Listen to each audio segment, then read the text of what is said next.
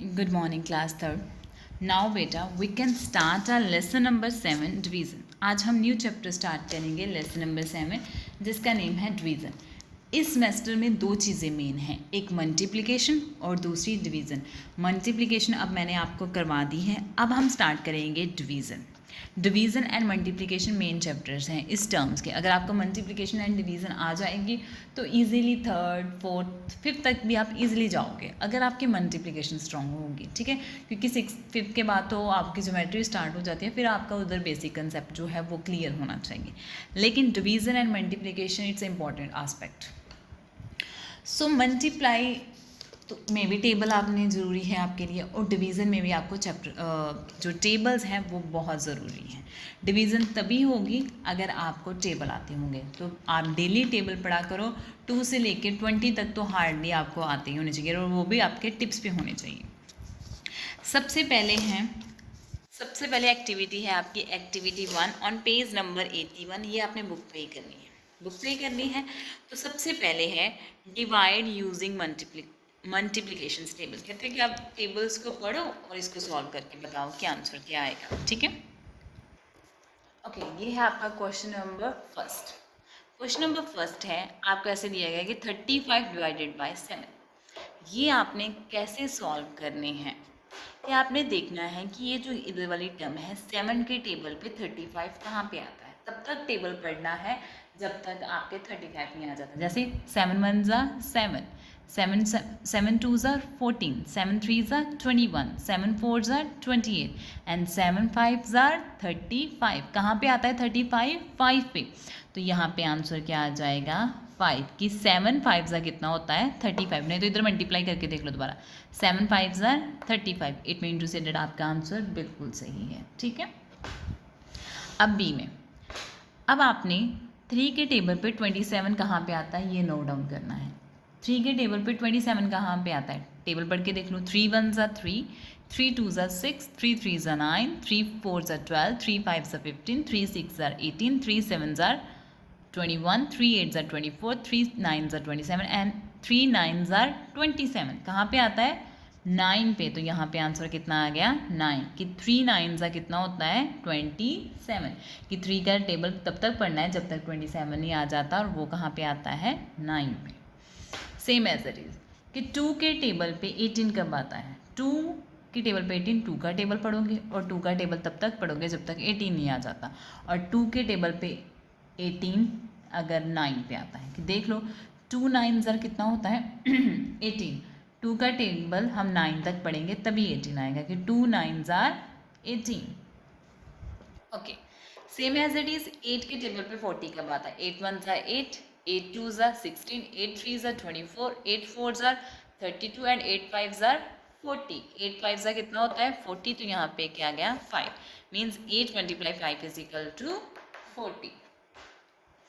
अब 5 के टेबल पे 25 कहाँ पे आता है. 5 1 ज़ा 5, 5 2 ज़ा 10, 5 3 ज़ा 15, 5 4 ज़ा 20 एंड 5 5 ज़ा 25. कहाँ पे आता है 5 पे. तो आंसर कितना आ गया 5. अब मैं डायरेक्टली बताऊंगी. 9 के टेबल पे 81 कहाँ पे आता है. 9 के टेबल पे 81 कहाँ पे आता है 9 पे. 9 9 ज़ा कितना होता है 81. 9 का टेबल अगर हम 9 तक पढ़ेंगे तभी जाके 81 आता है. क्लियर. 9 1 ज़ा 9, 9 2 ज़ा 18, 9 तक पढ़ोगे तब जाके क्या आएगा 81. इट मीन टू से 9 9 ज़ा 81. अब नेक्स्ट 6 के टेबल पे 42 कहाँ पे आता है. 6 के टेबल पे 42 कहाँ पे आता है हमने ये देखना है. टेबल याद किया होगा, माइंड में होगा, तो आपको पता होगा कि 6 8 ज़ा कितना होता है, सॉरी 6 7 ज़ा कितना होता है 42. तो आंसर कितना आएगा 7. क्लियर. बस इसके लिए आपके टेबल का कंसेप्ट क्लियर होना चाहिए. अब 4 के टेबल पे 32 कहाँ पे आता है. अगर 4 का टेबल आता होगा तो झट से पता चल जाएगा कि यहाँ पे क्या आएगा 8, क्योंकि 4 8 ज़रा कितना होता है 32. सेम एज इट इज़ 10 के टेबल पे 70 कहाँ पे आता है, ये तो सबको पता होना चाहिए 7 पे. तो ये आपका कंसेप्ट क्या हो गया क्लियर. अब है question number second. Okay, question number 2 है 15 divided by 5 is equal to 3. ये आपको पूरा बता दिया गया कि 5 का टेबल अगर आप 3 तक पढ़ोगे तो 15 आता है, क्योंकि आपको पता है 5 3 से कितना होता है 15. लेकिन उनकी इस बार डिमांड कुछ और है. कि ये आपको डिवीजन सम दिया गया है, आपने बताना है कि डिविडेंड किसको बोलते हैं, डिवाइज़र किसको बोलते हैं एंड क्वोशंट किसको बोलते हैं। अब आप जब तक पढ़ते थे क्वोशंट रिमाइंडर तो आपको पता ही होगा कि ये इसको क्या बोलते हैं क्वोशंट, इसको क्या बोलते हैं रिमाइंडर। लेकिन जिस टर्म के साथ आप जिसको आप डिवाइड कर रहे हो ना, जो अंदर आप रखते हो, उसको बोलते हैं डिविडेंड।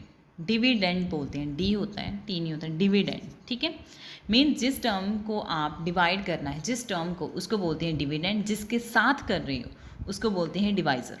जिसके साथ कर रहे हो डिवाइज़र, जिसको कर रहे हो उसको डिविडेंड, और जो जिस पे जा रहा है उसको बोलते हैं क्वोशंट। जो भी बड़ी टर्म होती, बड़ी नहीं, अभी आप बड़ी नहीं कह सकते, मीन्स जिस भी टर्म को आपको डिवाइड करना है वो होगी अंदर, उसको बोलते हैं, जो भी अंदर टर्म रखते हैं उसको बोलते हैं डिविडेंड।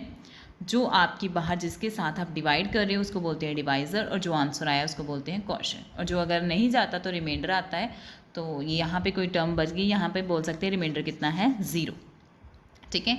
जिस टर्म को डिवाइड करना है उसको बोलते हैं डिविडेंड। तो it mean to say that यहाँ पे डिविडेंड क्या हुआ, 15। तो डिवाइज़र क्या है, डिवाइड जिसके साथ करना है वो क्या है, 5। तो क्वोशंट कितना आया है, 3। अगर आप ऐसे डिवाइड करके देखो, देखो 5 हमने क्या रख लिया बीच में, 5 क्या रख लिया हमने बाहर, और 3 क्या आ गया हमारा इसका answer. Same as it is 28 क्या होगा, डिविडेंड। 28 क्या होगा, डिविडेंड। 7 क्या होगा, डिवाइज़र, एंड 4 क्या होगा, quotient. Clear. Same as it is 45 क्या होगा, डिविडेंड। 9 क्या होगा, डिवाइज़र, एंड 5 क्या होगा, quotient. Clear. Same as it is 56 क्या होगा, डिविडेंड। 8 क्या होगा, डिवाइज़र, एंड 7 क्या होगा, क्वोशंट। क्लियर। जिस टर्म को डिवाइड करना है वो होता है डिविडेंड, जिसके साथ डिवाइड करना है वो होता है डिवाइज़र, और जो आंसर आया है आपका उसको क्या बोलते हैं, क्वोशंट। क्लियर। आज के लिए question number 1 and question number 2 he enough है, कल हम नेक्स्ट पार्ट करेंगे। Thank you so much, have a nice day.